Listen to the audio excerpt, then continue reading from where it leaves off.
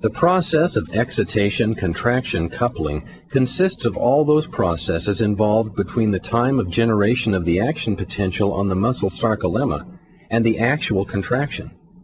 As the action potential reaches the neuromuscular junction, vesicles containing acetylcholine fuse with the membrane of the nerve terminal, and acetylcholine is released into the cleft.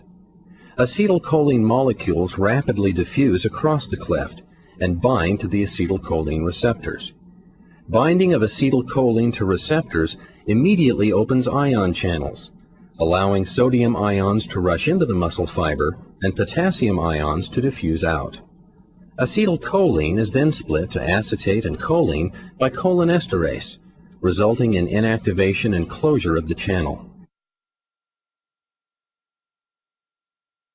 The initial flux of ions due to opening of the channels brings the membrane potential to threshold, causing the voltage-gated sodium channels in the vicinity to open. The resulting action potential is propagated over the entire surface of the muscle and also courses into the T-tubule system.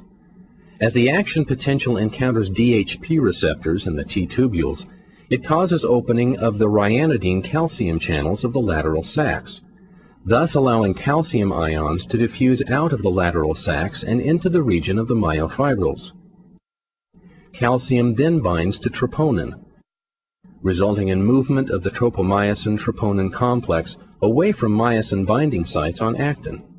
The contraction process continues as long as action potentials continue to reach the neuromuscular junction, thereby keeping the concentration of calcium elevated around the myofibrils. To end the contraction, calcium must be actively transferred by the calcium pump, calcium ATPase, back into the lumen of the lateral sacs. This pump utilizes ATP as a source of energy.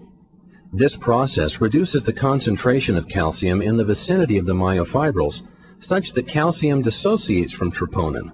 Tropomyosin again covers myosin binding sites on actin, and the muscle relaxes.